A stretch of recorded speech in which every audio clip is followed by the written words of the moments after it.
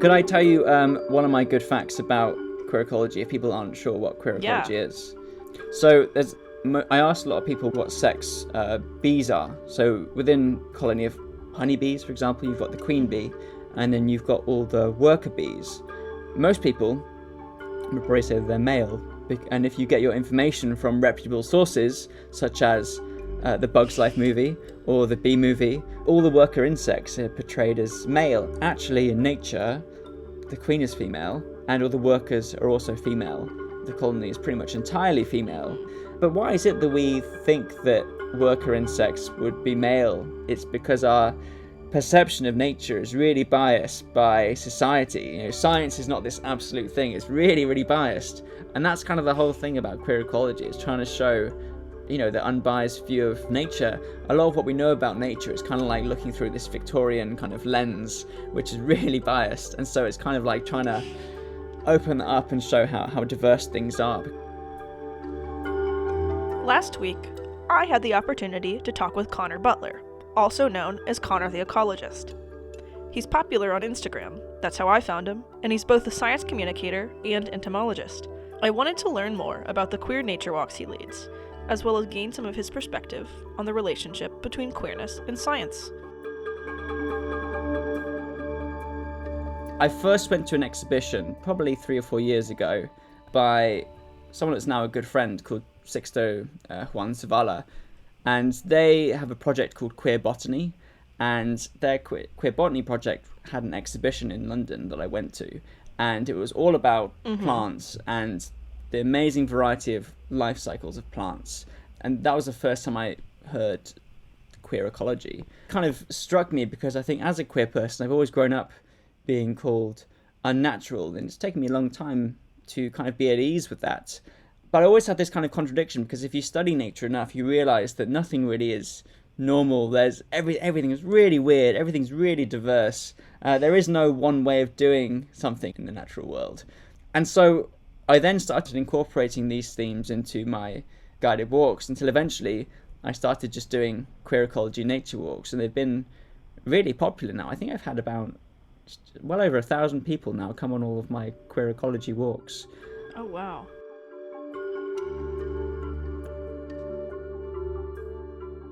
Oftentimes, community is incredibly important to LGBTQ folks. Do you feel that community is important to you personally? Yeah, I came out when I was like 22, I think. And it took me a long time to come out because I didn't really resonate with the gay culture that I was seeing in the media and in people I knew that were gay. I don't really drink. I don't like people. I don't like parties. I don't like clubbing. Generally wear black and green outdoor clothing. I'm not very fashionable. And so I never really resonated with a lot of that. And I always felt very isolated and very kind of weird and not in the kind of community. And starting these queer ecology walks and having thousands of people come on them has made me realize that my community is out there, and there is all these people that have similar interests to me, that feel the same way as I do, because I feel like I actually now have a community of weird nature queers, and it's been incredible. It's been honestly quite life-changing, this experience, to kind of feel really comfortable in myself. You can feel very isolated as a queer person in society, but you can also feel very isolated within the queer community, and I think that double isolation can be hard. And so it's very nice to find people that are also weird bug people. So recently, a lot of politics and discourse have been quite hostile to both scientists and queer people. Does this hostility inform your work/advocacy? Absolutely. When I started running my queer ecology walks, I had a lot of, I'm not going to say pushback from organisations, but maybe concern about what it was that I was doing, because it is so political in some ways to do a queer ecology walk.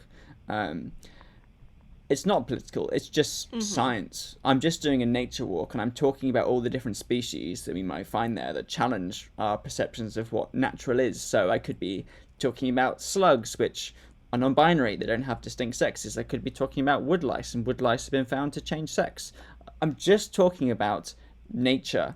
That's all I'm talking about. But because it's called queer ecology, it is inherently political. And my walks are great because, like, I'm bringing diverse audiences to natural spaces. Nature is really good for mental health. So it's great for community building, but people seem to not like that. There was a Telegraph article about me recently, and it called me a parasite within our esteemed historical institutions. So yeah, people get very angry about it because they don't understand what it is.